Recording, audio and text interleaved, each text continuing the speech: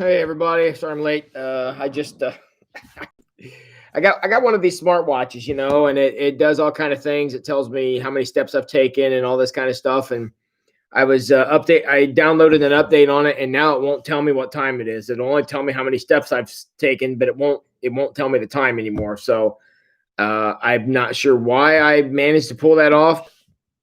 Here we are. So I have a watch that won't tell me what time it is, and that's just completely awesome. So all right. How's everybody doing tonight? Um, oh my gosh. I just want to start off the live stream tonight by saying how passionately and aggressively I hate snow. I despise it with every ounce of my being.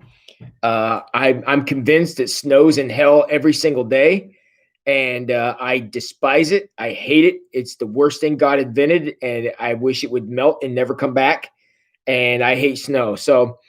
Um, so there you go. That's my opening rant. There is snow is stupid, and I hate it. So um, cool. All right. Anybody else in here tonight?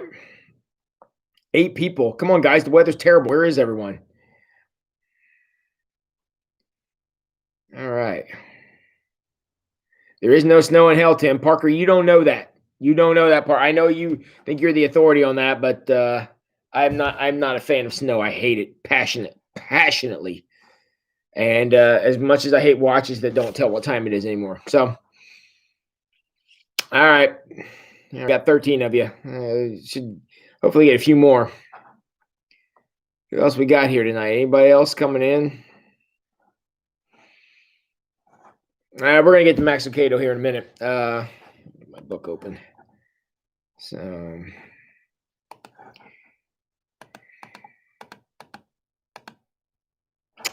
I am divine. That's what we're looking at tonight on page 87. So I forgot my Kindle at home, so I'm gonna have to do the book from my computer. So yeah, for those of you who are just joining us, I was just informing everyone how stupid snow is and how much I hate it, and how it's the worst thing God invented, and it's ugly and it's horrible and it's terrible, and I don't like it, and I hate snow. So. Snow makes for good rabbit hunting. Well, guess what, Scott? The vegetarian does not care about that. So I'm glad for you. But this runner right here, this guy right here, hates it. Hates it. So, and I'm going to work how much I hate snow into the entire lesson tonight. So to those of you who may be offended by that, you can enjoy. But I just hate snow so amazingly passionately, completely with a total perfect white hot hatred. I hate snow. All right, I think I've made that clear. So let's give some shout outs. Who all we got here tonight? Amy Hogshead says happy Wednesday. Had meatloaf, carrots, and broccoli. Was delicious. Well, that does sound pretty good, Amy. Hi, Dave and Amy Jessen. Glad to have you guys with us tonight. Hi, Daryl. Teresa. Hi, all snowy day from here in Indian Lake. Yep, snowy day here in St. Mary's too, Teresa. And Amy and Teresa connecting. Howdy there, Cool Hand Luke. And Kuhan Luke, who is going to go to a family reunion with his family up at the Toledo Zoo. I'm so happy for you, Luke. And I hope you guys have a good time. Let's see here. Who else I got? Teresa Bitters, hugs to Amy. Cool. Hi, Scott Moran. Amy has a cold and earache. Why? Let's not be doing that no more. That's no fun. Parker making false claims about snow. And that there's no snow in hell, which is incorrect. That's the only place snow belongs, to be entirely honest with you. Hi, Beth Reedy. Thanks for waving. I'll wave back. Let's see. Hey, Suze. Suze got to go beat Grandma tonight. She was super excited about this because she has the world's most perfect and wonderful grandbaby. At least that's what she tells me. I have no grounds with which to dispute that.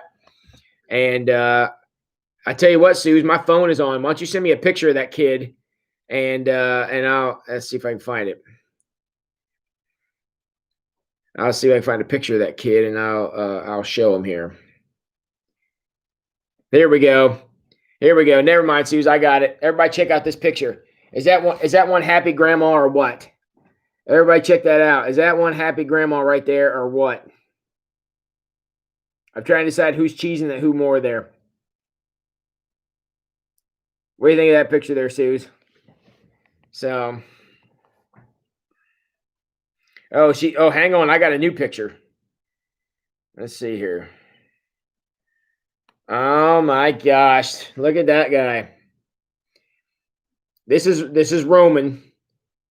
And yep, this is Roman. That picture doesn't look too good on the screen, but this is Susan's most favoriteest person on earth, and she thinks he's pretty incredible. And so there he is in all of his glory. So, all right, enough baby stuff for you guys.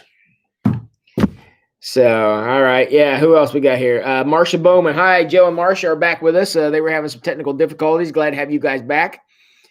How can you make a snowman? Why would I want to make a man out of something so evil and awful as snow? I mean, we try. We have enough evil people in this world that we don't need to create more, and that's what building a snowman would do. And I don't care what the movie Frozen tries to tell you; it's all lies. And no, I do not want to build a snowman, and that song makes me angry. So, what about sleet? Sleet also belongs the same place as snow, all in the same category. It's terrible, awful. Parker says hell is too hot to have snow. Then that's where snow belongs, because then it melts, and I'm slightly happier. So, Amy Hogshead says, "Oh, that baby was cute." Matt Dyer, does Tim still wear shorts in winter, trying to bring summer back with his will? Yes, he does. Now I will say I wimped out. See there, I got jeans on tonight, but yeah, but no, I'm a shorts all year guy. You know me, Matt. That I may have gotten older. You see here, I may have gotten older, but some things never changed. But yeah. So Susan says he loves his grandma. I don't have any evidence of that, except for that's what grandma says. So I don't know. Proud moment for Susan. Fresh pick from tonight. You got it. Yeah, Beth, he is a cutie. That's again what Susan keeps telling me. I've not seen the child, so I have no basis to make that claim.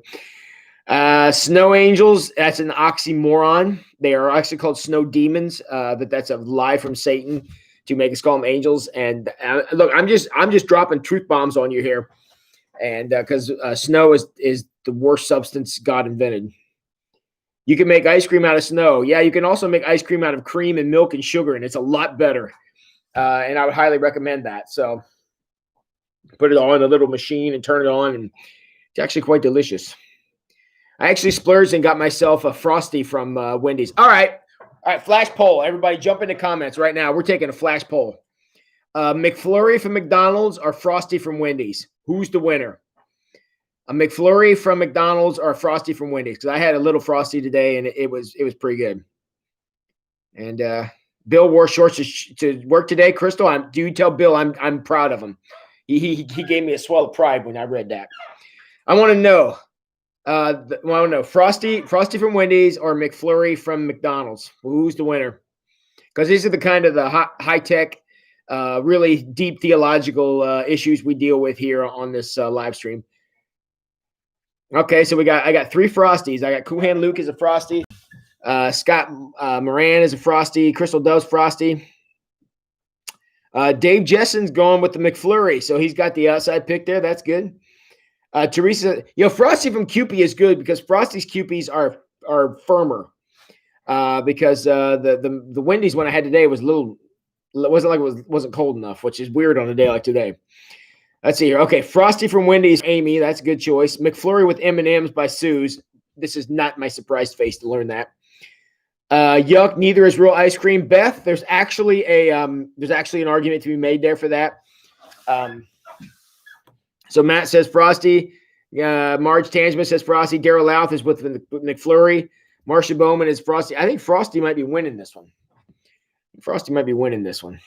Any of you who ever get up to Lima, though, you do need to get a Frosty from Kewpie because I do think their Frosties are better than Wendy's.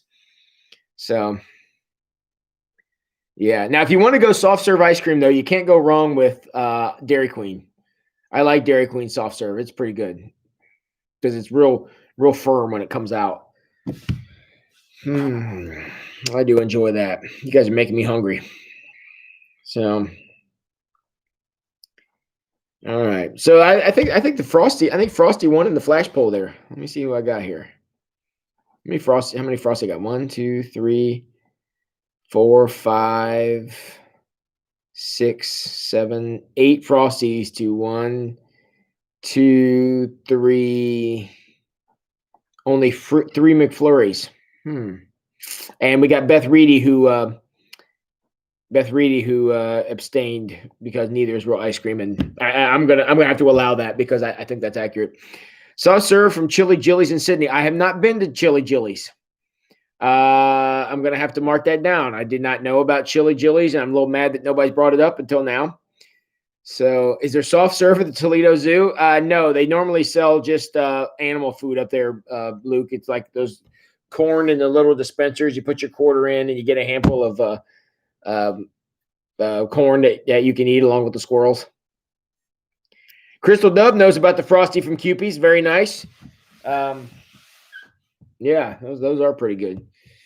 All right, you guys are probably all having snacks at your house. I see. I'm not at my house. I'm in the office right now. But you guys are all at your house. You're probably thinking, yeah, I got some Ben and Jerry's there in the freezer. I'm going to dip some of that up. Yeah, and I'm going to say I'm not mad about it, and I think I might be lying about that. But you guys, go enjoy your snacks. What do I have here? I have no snacks on my desk. Every time I get snacks in here, I just eat them. They don't last very long. So, yeah. All right. I suppose we probably should do something, shouldn't we? Let's see what I got here.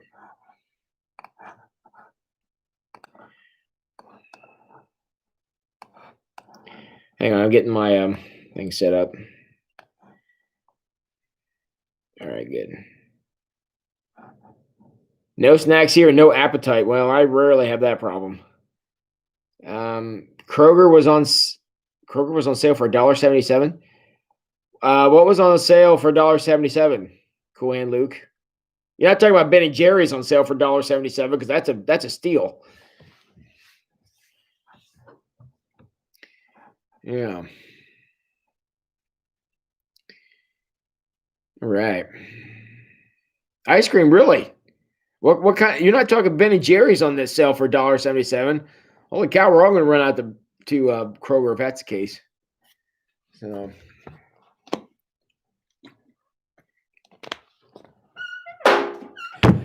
All right, folks. Let's do some content here. We're going on to chapter 12. Chapter 12 talks about being the vine. I'm going to make a very weak parallel here and say we are what we're connected to. And whether it be Kroger brand ice cream, like Cool Hand Luke is for $1.77, which is a steal, by the way, or if it's friends, because I know a number of you are friends here in this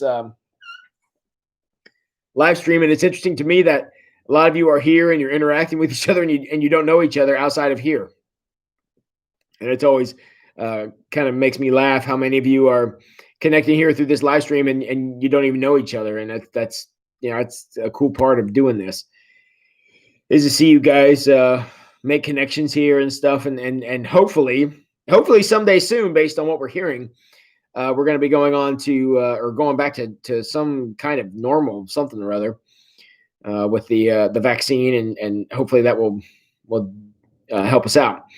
But that's what I felt like this chapter 12 was about we are what we're connected to. And hi, Valerie. Welcome. We're glad you're here. You missed a long discussion on ice cream. Sorry about that, but I don't know that was going to be earth-shattering for you. So you are what you're connected to. And I think a lot of us spend a lot of time nurturing connections that don't really bear a lot of fruit. And sometimes we got to do that, either professionally or personally or whatever. But comes a time when we need to make sure we're investing in things that are really important, in people that are really important, in opportunities that are really important, in philosophies of life that are really important. I mean, a lot of these things are very, very valuable and things that we need to hang on to.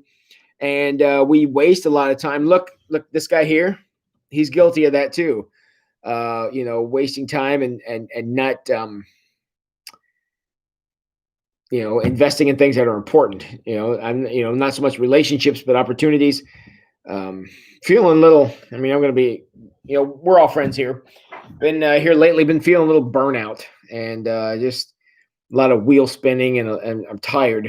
And so getting my get up and go, got up and went, left me behind. And so I've been struggling with that a little bit here this week. And I'm hoping over Christmas and stuff next week, with everything going on, I'll be able to have some downtime, because geez, today, I mean, today just feels like a streak.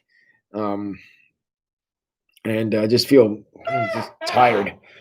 And so to be able to have some downtime, because that's important, because when you're running 100 miles an hour, trying to keep up with everything going on, and trying to have too many conversations at once, and trying to provide and nurture and whatever, and get all this stuff done, you end up neglecting some things you don't want to neglect. And again, we preachers are not immune to that. I can tell you that right now.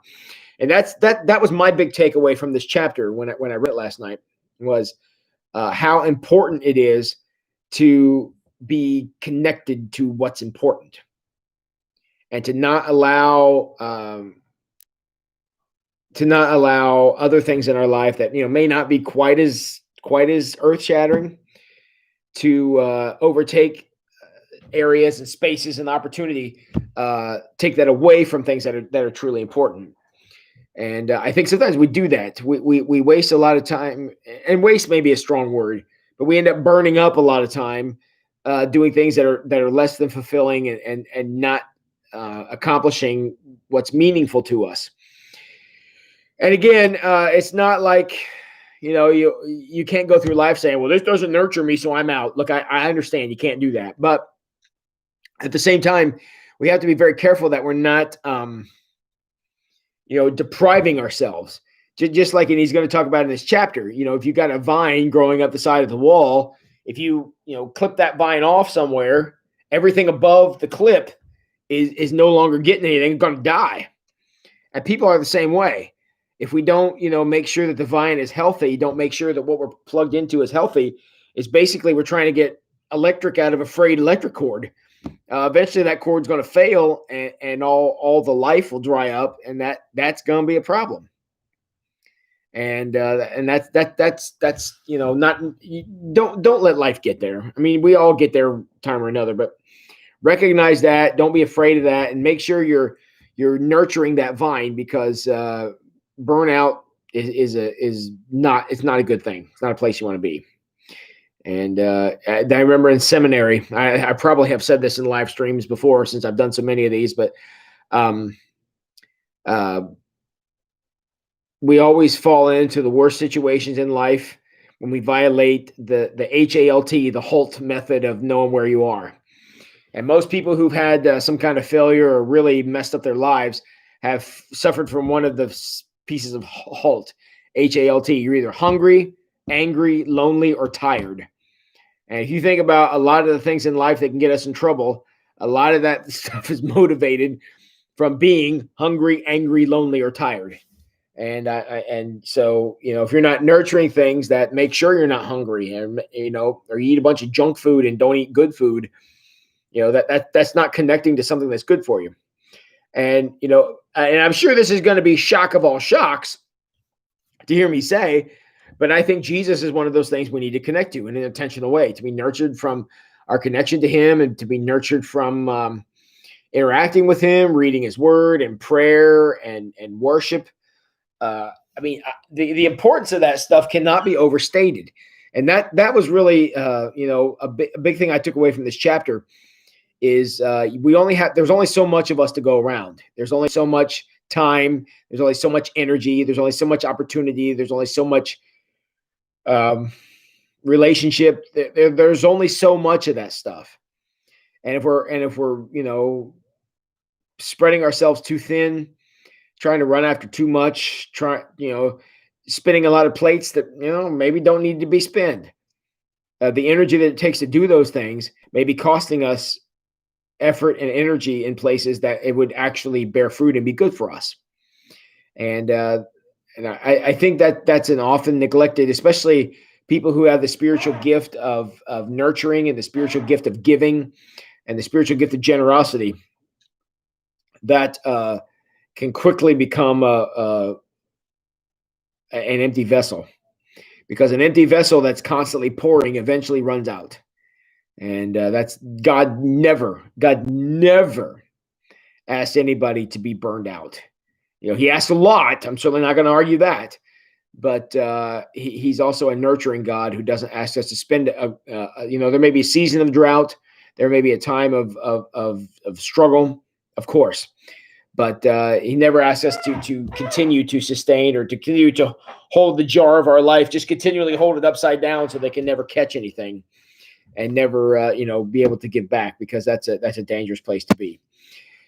So Max Lucado begins chapter 12 talking about I am the vine. And he quotes the scripture here of Jesus teaching about the vine. And it's from John chapter 15, and any of you can go read that if you'd like to. It says, God is like a vine keeper. He is the one who nurtures the vine. He's the one who nurtures the plant. He's the one that takes care of things. And the reason, he has a very specific motivation in doing that. He has a very specific outcome he wants to have happen.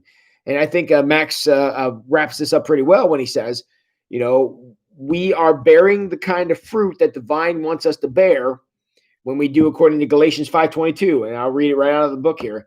Love, joy, peace, patience, kindness, goodness, faith, and faithfulness. When we meditate on these things that are honorable, right, and pure, lovely, and admirable, excellent, worthy of praise. That's from Philippians. When we're connected to the vine, our lives will do that. Now, maybe not in great abundance. There may be some special things that need to happen.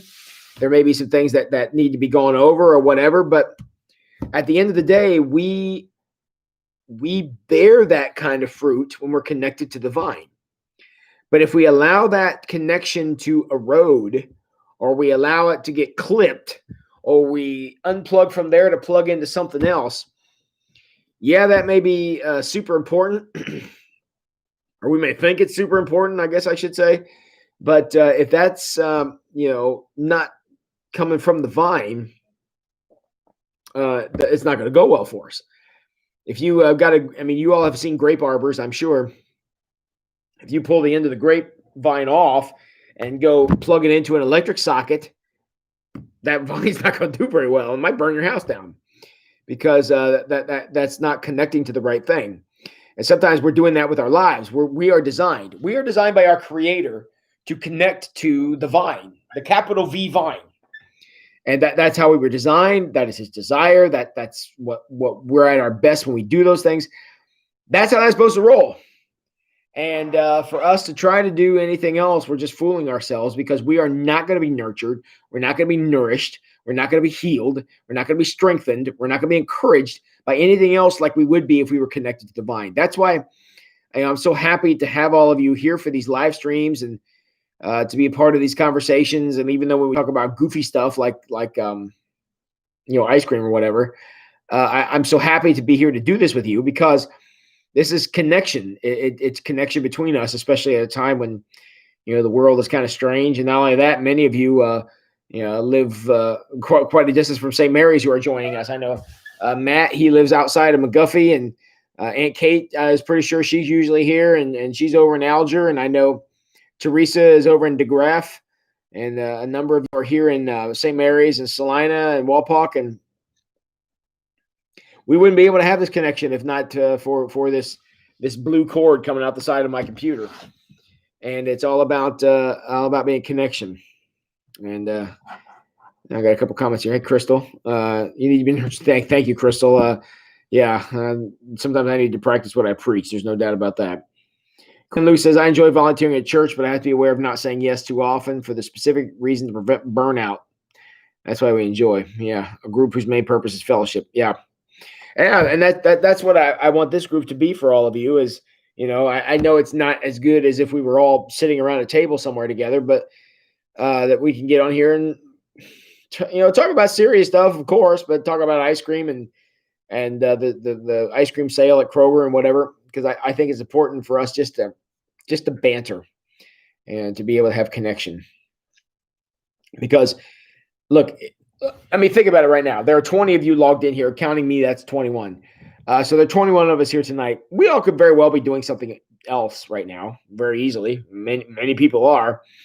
But my hope is that by choosing to be here, rather than randomly surfing the internet or trying to find something on Netflix or doing something around your house or whatever, I hope that being here, I hope this is a time that builds you up and makes you feel better about who and what and to whom you belong. And I hope that's the outcome of this time that we're going to be here. And I know that a number of you have been very faithful with this live stream since clear back at the beginning, which, believe it or not, it's been 8, 9, 10 months ago, I think, when we started this. And if you remember when it first started, we went every night for like 3 solid months. It was every night to be here, and I know a number of you were very faithful through that, and I appreciate your being a part of this. I was just trying to find a way to connect with all of you during the quarantine, because I don't know how you can do ministry outside of connection. So, and well, Teresa, I appreciate you guys too. I couldn't do it unless you were here. And hi, Cheryl and Jack. Glad to have you guys here today as well. One of the events that a couple of you in here tonight are going to be part of is the prayer walk on Sunday that the kids are putting on. I think Jack and Cheryl are on the list. I'm not sure who else is here, but I think at the end of the day, to be able to connect, people to the Christmas story, and the people who are here, to be able to connect with them in a meaningful way and kind of walk through some of the steps in the Christmas story. Again, it's about connection and connecting to good things. Marge says, could be out playing in the snow or driving, looking at lights. Boo to both of those ideas. Literally anything would be better than that, but I'm still glad you're here. So, all right. So let's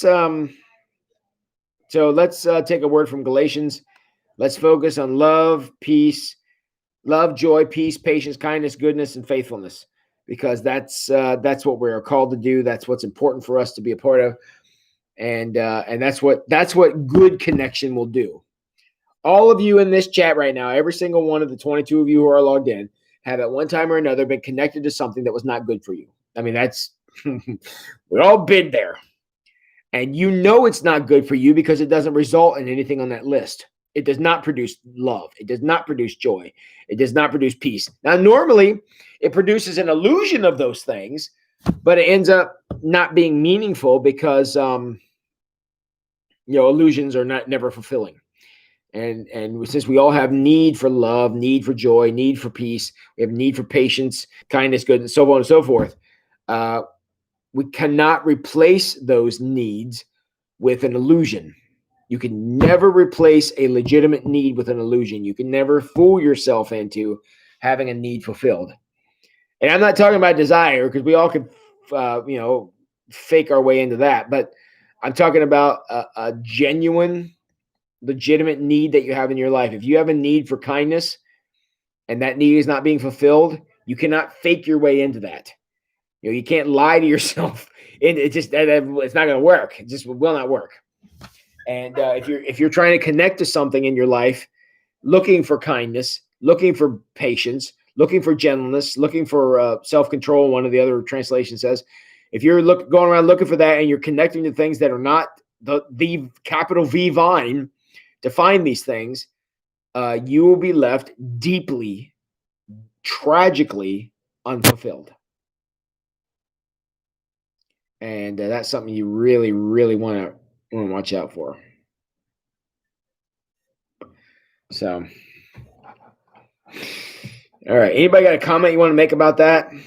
About the dangers of, thinking we're connecting to something that's going to provide great meaning and great fulfillment and whatever, and then not, getting left wanting by that. What a difficult situation that is.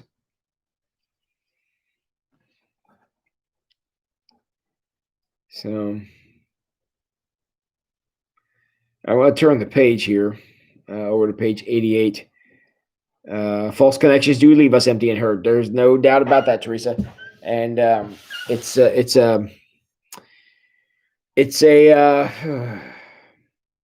like a double whammy. It's like double bad, because not only are you left unfulfilled, but your feelings are hurt by that.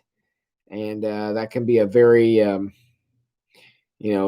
not only you miss out on something that could have been meaningful, or you're kind of, investing time and energy and effort into something that's not going to provide, not going to pan out.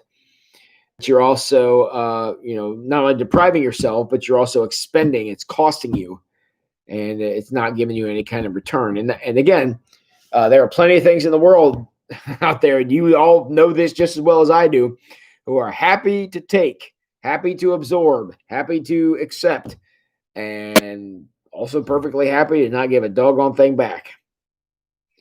And so that's and that eventually, that's basically turning the jar of your life upside down and holding it upside down. You're never going to catch any meaning in there. You're never going to catch any fulfillment in there, because the jar of your life is constantly upside down, and that's not going to take any place you want to go. So, and this matters, and that's what Max gets into over on page 88. This is very meaningful. It matters because if 2020 has taught us anything, it's taught us this sentence is true, is that we eventually grow weary of unrest. I mean, can I get an amen from the congregation here? Unrest gets to be exhausting. That's why this stupid election, I just, man, you just get weary of it, just exhausted of the continual fight and backbiting and lies. And it just got to the point that you almost have to step away from it. Turn off your phone and just go do something else, because it never goes away. It never lets up. It never takes a breath. It just is constantly in your face. And Sue says here, you got to be conscious of that, because it takes so much. And what you'll do is you'll find, again, if you allow that to take that much from you, it will start eroding other places in your life. And the frustration you get, you kind of store up from one place, ends up, coming out in an area of your life where it doesn't belong, and that's when you're plugging into the wrong vine. Like when you go home and have the conversation with your spouse that you really wanted to have with your coworker, or you go home and have the conversation with your kids that you really wanted to have with that guy who cut you off on the way home. I mean, and we all do that. Again, we're all guilty of that, but that's connecting to the wrong vine, because you think venting that frustration is going to fix it, and it doesn't. It doesn't. It makes it worse, because now your wife is upset, or your kids are mad, or whatever, and you accomplished literally nothing. All you did was destroy. And that's what connecting to the wrong vine will do. It's like putting all your eggs in the wrong basket. I know the expression is put all your eggs in the same basket, but sometimes if you put all your eggs in the same basket, it's even worse when you find out you put them in the wrong basket. And again, that's a bad place we've all been one time or another, about letting all our stuff get stored up in the wrong place, and it just ends up being just absolute disaster. And that's what connecting to the wrong vine will do to you every time. And that's why Jesus taught so much about the vine, taught so much about the importance of being on the right vine and connecting to him, and not allowing anything else to take his place. Because when we start getting at inspiration, when we start connecting to the wrong vine, not going to take any place good. All right. I think I've made my point abundantly clear there.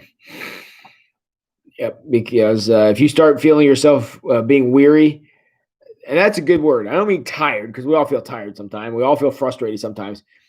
But weariness to me is more of a kind of an experience. We experience weariness. I can feel tired, but I experience weariness. When I poured too much, or tried to do too much, or tried to take on too much, that can lead to the experience of weariness. And I get tired if I'm up too late, but I get weary if I'm doing too much. And again, this isn't rocket science, not brain surgery. You guys all know this. And so keep in mind that weariness is a sign that you may be connecting to the wrong vine, or it may be a sign that you're trying to be a vine for a whole bunch of people, and that's not your role, period. Not even to your kids, not even to people who depend on you, not even to coworkers, employees you may have. It's not your job to be the vine for them. There's only one vine that we spell with a capital V, and we worry about him first. And so if we're trying to take his place in somebody else's life, man, you have just asked to fail. You are asking to fail at that point. And it's important to make sure you're having some perspective on that and keeping that in the proper place. So now one of the ways that we make sure we stay connected to the vine, and I think Max, he makes a funny point about this, but I think the point is well taken, is a word that we don't use very often anymore, that word abide. Abide is a word that I don't know if I've ever used that one in a sentence, but in some of the original translation, the word abide comes out a whole bunch of times. And Jesus keeps us saying in this passage, he talks about, abide in me and I will in you. And the branch can't bear fruit of itself unless it abides in the vine, and neither can you unless you abide in me. He who abides in me and I in him bears a lot of fruit. And the word abide is kind of a King James way of saying, be in relationship with, be connected to. That's what abide means. To be in proximity of, or to be nurtured by something. That's what it means to abide, to be in relationship. And I think that, as strange as that word is and as uncommon as that word is, abide is a word that does describe what it means to connect with Christ. And I hope, as goofy as that word is, that all of you are unafraid and unashamed and are very motivated to abide in Christ, because he's the vine that nurtures all the areas of our lives. Marcia says, the guy that cuts me off gets a one-sided conversation immediately. That's what Joe says. Yeah, Joe, and I've had a number of those one-sided conversations myself. And again, it may feel good to spat off at the mouth, but it rarely accomplishes anything. I was writing my my newspaper article for next Monday. I was writing that today, and I sent it down to Diane for her to proofread it for me. And one of the things I talked about is how grateful I am to be the pastor at St. Mary's. I love being at Wayne Street. And I made the comment in there that I love being the pastor at Wayne Street in spite of the fact that I can't believe anybody in this town has ever passed a driver's ed course. I do not believe that. So, yeah, I'm inspired to give a lot of these one-sided conversations because you guys give me so many opportunities to have them. But anyway, it's all good fun, and it kind of made me laugh thinking about that because I struggle to believe that anybody has ever passed driver's ed in this town. I love you anyways, but that's just the truth. Okay, now, one of the ways that we get to abide in Christ, that's very important for us to remember, at least one of the opportunities we have to abide in Christ, is the fact that he has invited us to do so. We are in God's presence not by requirement, not by anything we have done, certainly not by our own worthiness or own qualification. We abide in Christ because we have been invited to. We're here by invitation. Invitation that we can accept or reject. That's entirely up to us. But it's by invitation. It's not by force. It's not by anything else other than the fact that that's what God wanted. And Cheryl, she's an out-of-towner too, I see. Went to Elida. Yeah, then you can go ahead and give me an amen on the fact that people in Douglas County do not know how to drive. It's actually quite scary. So, but yeah, it's all about by invitation. And again, there's no better time of year for us to talk about the invitation from God than right here at Christmas time, because Jesus represents God's ultimate invitation, the ultimate opportunity to step into his presence and to step into what he wants to do and how he wants to have things go, and how important it is for us to what's the word I'm looking for here? Act on the opportunity, because acting on the opportunity is how it makes a difference. I could invite. I invited. I think when I sent out the text message, when I sent out the weekly text message about this podcast or this live stream, I sent it out to like 80 some people. It's an invitation, and yet right now only 21 of you are here. So the invitation goes out far and wide, but it doesn't do any good until somebody accepts it. It's really an annoyance. So that means there was probably 60 people who are like, oh, geez, there's that Wednesday text again. But that's kind of how it goes. That invitation is only as good as your acceptance of it. And Cheryl says Jack taught driver's ed for 37 years and refuses any blame. That actually explains a little bit, Jack. I'm going to have to be real with you. And good grief. I can't imagine what you were up against in teaching that class. My heart goes out to you. Because clearly no one was paying attention to you.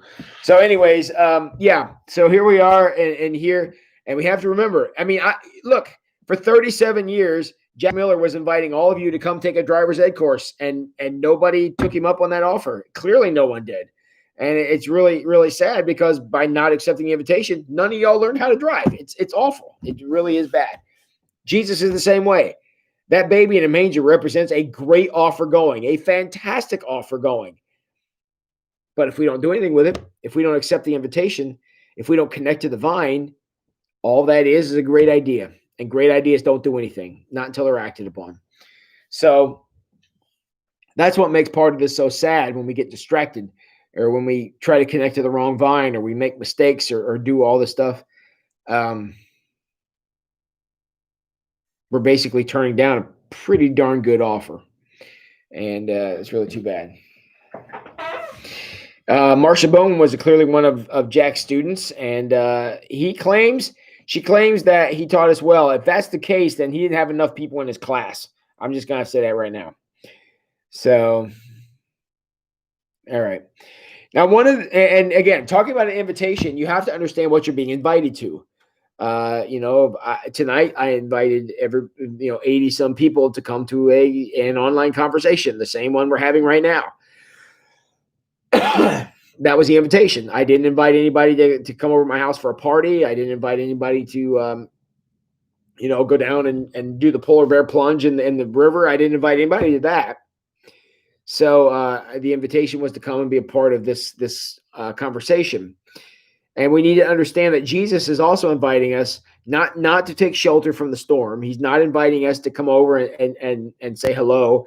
He's not inviting us to step in and take communion.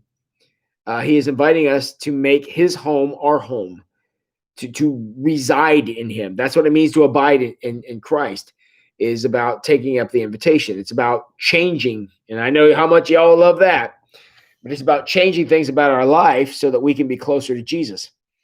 And if there's ever been a time of the year, obviously, to think about what that means, certainly Christmas is one of those times. And so, but see, Jesus' invitation isn't just to drop everything and see what's going on. His invitation is to come and be familiar, come and be connected, come and be valued, come and be a part again of what's going on, because that's the invitation. And we are accepting of the invitation because we want to be a part of what's happening. And that's what we've been invited to do. So it's a great invitation, but it means nothing unless we accept it. And I think that's kind of the point of what Max was getting to in this chapter was the extreme importance of not only understanding how important it is to connect to the correct vine, but also understand that we can only connect to it by invitation, and the invitation is only as good as that invitation being acted upon. And there's a lot of people out there running around, and probably a few of them even in this chat tonight who are struggling with that. Struggling either trying to be a vine for some other situation or trying to connect to a vine that's not going to fulfill what you're looking for. It's going to leave you in disappointment. So that's something that we all want to be careful of. Yeah. Max goes on to talk about, he uses the example of a man named Kent Brantley. And Kent Brantley was a scientist. He was also a missionary who was in Liberia during the Ebola epidemic. And he was trying to figure out how to save lives. And it turns out he tested positive for Ebola, which at that time was kind of a death sentence. Very, very different from the coronavirus, and that the vast majority of the people who get it some might have a rough time with it, but most people survive it. Ebola wasn't that way. You tested positive for Ebola, and that was not good news. And so he tested positive for Ebola, but they evac'd him out, got him into treatment, and the treatment they gave him was an experimental, not quite proven thing. But look, with Ebola, it was so awful that they said, we might as well try it because we got no other options available to us. So he accepted the invitation to be a part of this administration of this new treatment, and it worked. Had he said, well, I'm not going to stick any experimental stuff in my arm, you can forget that. If he would have said, thanks, but no thanks, as long as that treatment was still in the syringe, it wasn't going to do anything. It wasn't until he responded to the invitation in such a way that he was able to accept that into himself, literally, that's when the treatment began to work. And would have been a very, very scary time, especially given the fact that since he was a missionary working in Liberia, he had watched lots of people die from Ebola.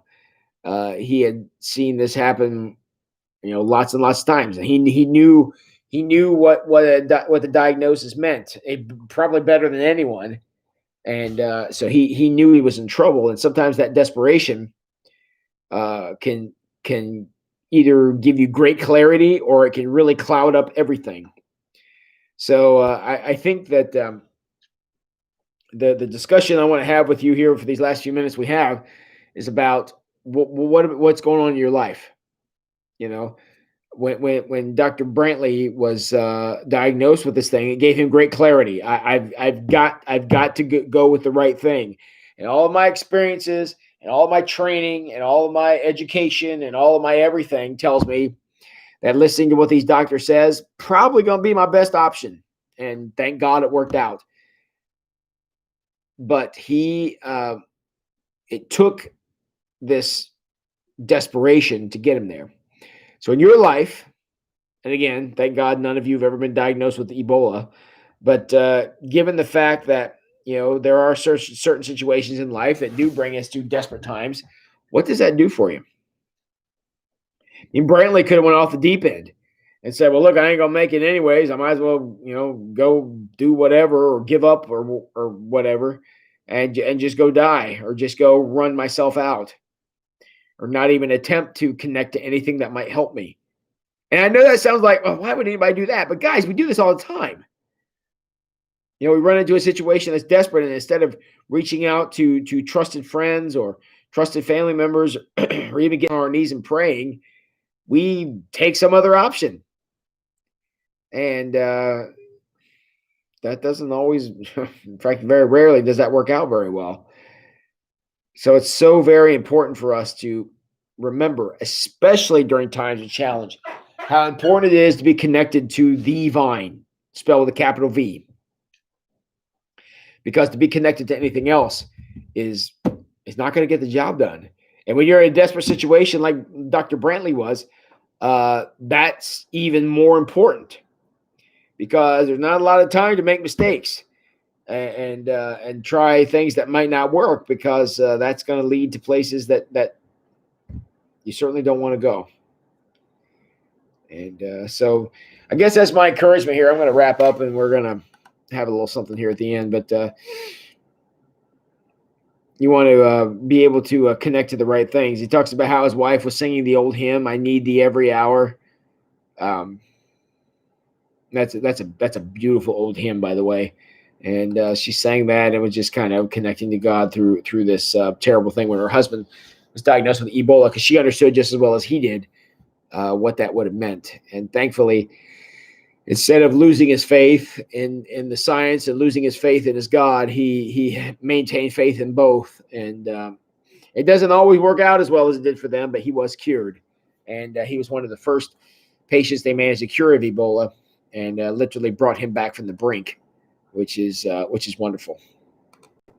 So, all right. Teresa says, Jesus is like a wrapped gift. Unless we unwrap it and accept ourselves, it isn't part of us. Yeah. That's all the way it matters. It's pretty soon we're going to be having conversations about vaccines for the coronavirus. What's that going to mean to you? And look, everybody's got to make their own choice. I'm not trying to talk you into one way or another, but the only way that vaccine is going to have any effect on you one way or the other is if you accept it. No different from Jesus. The offer's on the table. Now, I will say Jesus has a much better track record and a far longer track record than the coronavirus vaccine does. But at the same time, to connect to it or to not connect, that's a choice. Choice y'all can make. And I hope that you will work hard to maintain your connection to Christ, because at the end of the day, that might be all you have left. And that's what Max, I think, was teaching us in this chapter. Was don't connect to the wrong vine, thinking you're going to get what you're looking for, and you're going to get fulfilled, and you're going to get completed, and you're going to have this great experience. If you're connecting to the wrong vine, don't think that's going to happen, because it probably ain't. But there are way too many people out there, way too many. Even people who have been Christians for forever and a day, and how dangerous and how difficult that is for them to make a wrong choice about what it means to connect to something meaningful, and end up wasting a lot of time, burning up a lot of energy, and never really accomplishing what they're looking for. And the thing that's so mind-blowing about that is they know it. We all know that. We all know that when things are happening and or could be happening or whatever, we know for a fact that sometimes when we try to replace Jesus with something else, we know that's not going to work. We know it. I know it. I know it when I go the wrong direction and I make mistakes. I know it's not going to lead me any place I want to go, and so do all of you. You guys are smart enough to know that, but it's just Satan is so good at making things that are destructive look better than what they really are. And unfortunately, sometimes it's after we fall off the cliff, we realize how steep it was. So, let's see. Cool Hand Luke says people who can truly connect with Christ by not hitting some type of bottom are blessed. That's true. I know, and Luke, I know you've seen this in your work with CR. Is sometimes people start the comeback trail by bouncing off the bottom of the world, and I can tell you, that's not an especially positive way to do it by any stretch of the imagination. So, not the way I would recommend, but certainly a way that it is often done. And you're way better off to make the decision sooner rather than later, because the less time you spend going in the wrong direction, the less time it's going to take you to get back right where you need to be. So can't overstate it, friends. It is so very important that you are connecting to the capital V vine, because to connect to anything else, it's just not going to take any place good. So, all right, we're a couple minutes early. Anybody else got anything for the good of the order? Anybody want to throw anything out there? And while you're thinking about anything you want to say, I want to remind all of you that a couple things. First, this coming Sunday, the children are going to be putting on a walking prayer tour of the characters and the events of the first Christmas. And a couple of you, I believe, who are in here are going to be helping with that. That should be a lot of fun. It's going to be between the two services, and it will also be after Awaken. And it's not going to take very long to walk through the different stops along the way. So it should be fun. Jess and I and Parker have been talking about this, and I think we're going to get some stuff together, and we're going to go over it. Jess and I are going to go over it, I believe, tomorrow. But yeah, it should be a good time, and there may or may not be a grumpy innkeeper that you will encounter along that walking tour. And Cool Hand Luke, he will not be passing out snow cones because he hates them, literally. I don't like snow cones either. So there you go. But it's one of those things that just a fun thing to do for any of you who are going to be here on Sunday. So I hope you'll come out to be a part of that. I also want to remind all of you that next week we decided to have our Christmas Eve service on December 24th because we are very not creative that way. So we'll be having our Christmas Eve service next Thursday, which will right, am I right? Yeah, next Thursday, a week from tomorrow, and we're gonna have a service at 7:30. We're gonna have a service at 11 o'clock, and let me explain how these are going to work. The 7:30 service is an online service. However, if you want to come and be in the sanctuary for the 7:30 service, you're welcome. The scripture readings and the sermon will be live. The music has been pre-recorded and will be up on the projection screens. So we'll be here. If you want to come at 7:30 and be a part of that service, you're absolutely welcome. But that's the plan. The 11 o'clock service, it will be entirely live and will be live streamed just like our normal Sunday morning services are. All those links are up on our website. You can also see the email I sent out today. I don't know if I put the Christmas Eve services in there or not, but if you go to our YouTube channel, you can see on there that the services are established, and you can click reminders on those and whatever, and join us either in person or online. We'd love to have you either way. So let's see. Cohen Luke says, "What about snow cones?" Beth Reedy says, "Snow ice cream." I don't know what snow ice cream is, but it sounds disgusting. And then let's see, Val McAllister also does not support the snow cone idea, and she is correct. So, all right, friends. Beth Reedy, 1 cup of milk, a third a cup of granulated sugar, 1 teaspoon vanilla extract, 8 cups of snow. I think I'd rather just go to Wendy's and have a Frosty. I'm just going to be real with you about that, just because snow is gross. So, yeah, that's my position. I'm sticking to it. So, all right, guys. Anybody else got anything for the good of the order before I sign off here for the evening? Appreciate you guys coming out to join me. Thank you for being a part of the discussion. I don't know how much longer we're going to continue these weekly live streams. If the people start getting back out again and our attendance at church starts going up, I don't know. We'll see. So, can we melt? I'm not sure what that is, Cheryl. Later, Kuhan Luke, man, good to have you. Yes, thank you, Amy. Please click the thumbs up. Give me a thumbs up before you go. I appreciate it. Beth, you are certainly welcome.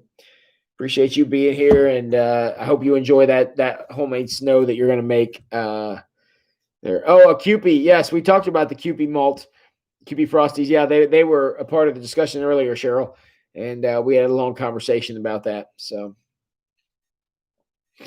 Jamocha shake from Arby's. I can't say I've had one of those, Matt. What is a Jamocha? Can somebody tell me what a Jamocha is? Cheryl in the autocorrect, you're having a heck of a time here. So, yeah, somebody tell me what a Jamocha is. You're welcome, Teresa. I'm just trying to keep people plugged in. That's what we do.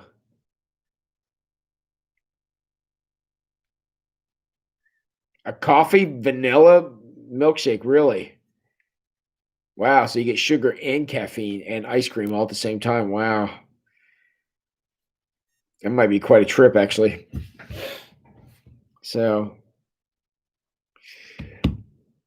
all right, everybody. Well, I hope y'all go have a great night. Hopefully, hope to see y'all on Sunday and see what's happening there. And everybody go get some rest because it's that time. So, love you all very much. Thanks, Dave Jessen. Thanks, Crystal Dove. Appreciate all you guys. Y'all have a great night, and y'all know what you need to go do now. Go wash those hands.